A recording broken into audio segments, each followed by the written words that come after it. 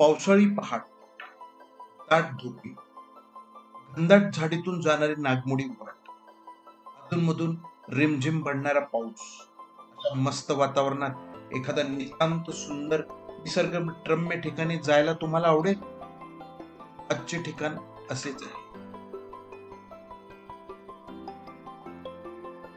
सह्याद्रीत असे अनेक किल्ले आहेत की जे इतर ऋतूपेक्षा पावसाळ्यात आपणास जास्त भावतात. याच पंक्तीतला एक किल्ला लोणावळ्याच्या पूर्वेकडील पोरबारस मावळात आहे.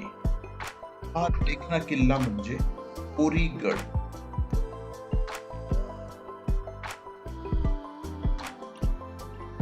या गडाला कोराईगड, कुवारीगड वा पायथ्याचे गाव पेठ शहापूर असल्यामुळे शहागड असेही म्हणतात. कोरी हे एका कोळ्यांच्या पोट जातीचे नाव. त्या कोरी लोकांचा हा गड म्हणजे कोरीगड.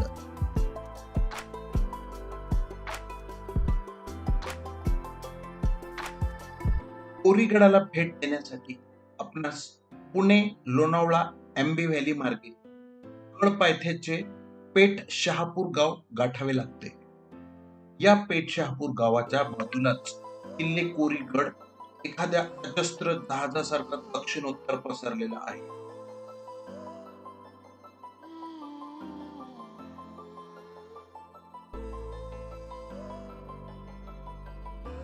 पेठ शहापूर पासून साधारण 15-20 मिनिटे चालले की उजवीकडे पायऱ्यांची वाट दिसते.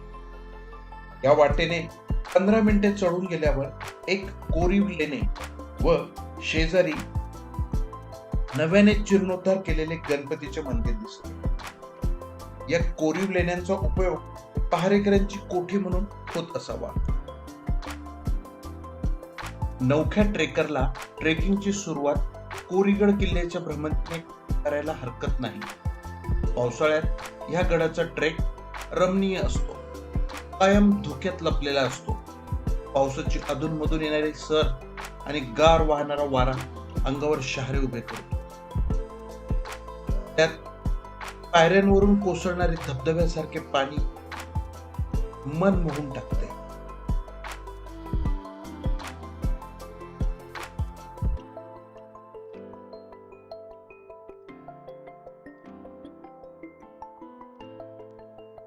गडावर असलेली कोरीव गुंफा व परिसरात असणारी कार्ला भाजे बेडसे लेणी पाहता या गडाचे वयोमान 1300 ते 1500 वर्ष निश्चित.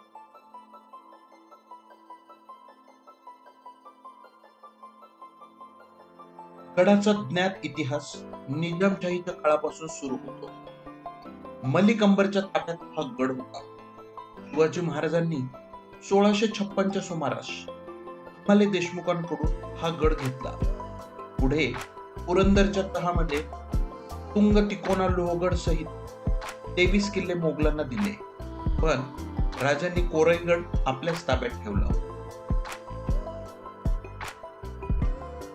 पुढे सन 1694 मध्ये औरंगजेबाच्या स्वारीत मोगलांनी हा गड घेतला, पण लगेच तो मराठ्यांनी आपल्या ताब्यात घेतला.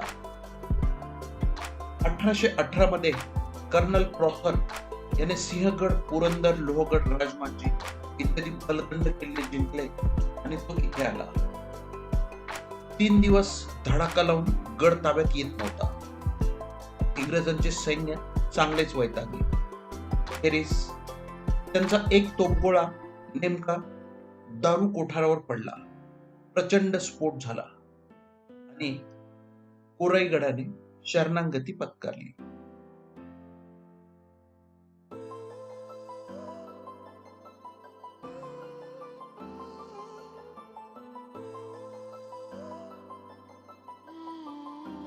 गडाच्या मुख्य प्रवेशद्वारातून आत येताच डावीकडे एक छोटी देवडी आहे. ती पाहून ऐन किल्ल्यात प्रवेश केला की गड माथ्यावर विस्तीर्ण पठार आहे. गडाच्या मध्यभागी पाण्याचे 2 मोठे तलाव आहेत. तलावाच्या काठावर महादेवाचे एक छोटेखानी मंदिर आहे. मंदिरासमोर तोफगाड्यांवर 4 तोफा मांडलेल्या दिसून येतात. पुढे एका उंचवट्यावर गणपतीचे मंदिर आहे. जवळच गडाची अधिष्ठाता असलेल्या कोराई देवीचे मंदिर आहे. कोराई देवीच्या मंदिरासमोर एक दगडी दीपमाळ आणि विरगळ आहे. या मंदिराच्या मागे लक्ष्मी नावाची एक खाली मोठी तोफ ठेवलेली आहे. इथून पुढे गेल्यास अंबावणे गावाकडे जाणाऱ्या गडाच्या दुसऱ्या वाटेकडे आपण जातो. या बाजूला आजूबाजूला शिवकालीन चिलखती बुरुज आहे.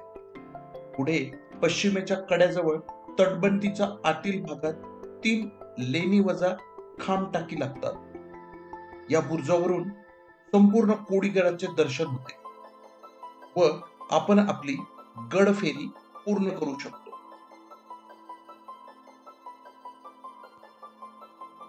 गडावरील ही सारी वैशिष्ट्ये पाहत असताना आपल्या नजरा आजूबाजूलाही वळतात. यामागे दऱ्याखोऱ्यांचा मावळ हे एक कारण तर असतेच, पण त्यातही पावसाळा हे एक खास निमित्त असते. एरवी लक्षातही न येणारा डोंगर पाऊस पडून हिरवे ओले झाले की ओळखीचे वाटू लागतात. थोडे धुके हटले की दूर दूरचे कर्नाळा, माणिकगड, प्रबळगड, मोरगड, ढाक, राजमाची ही दुर्गमंडळी ओळख देऊ लागतात. तळातील भात काचरांची सर्वच गावे एकसारखी वाटतात. मुळशी जलाशय या साऱ्या देखाव्याला एक निळी किनार देतो. मग हे सारे पाहता पाहता कोरीगडाची मुशाफरी आकार घेऊ लागते.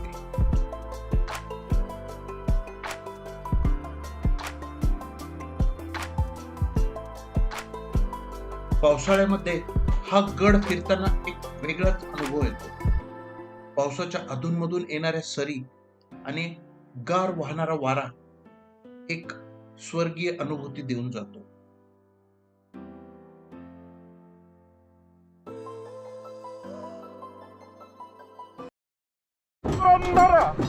सिंहासनाधीश्वर गो ब्राह्मण प्रतिपालक महाराजा धीरज छत्रपती शिवाजी महाराज की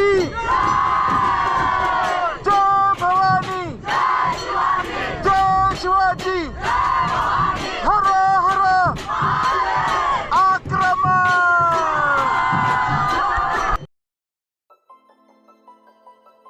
मित्रांनो, हा एपिसोड तुम्हाला कसा वाटला ते प्रतिक्रिया देऊन निश्चित कळवा. आणि हो, या चॅनलला सबस्क्राईब केलं नसेल तर सबस्क्राईब करायला विसरू नका.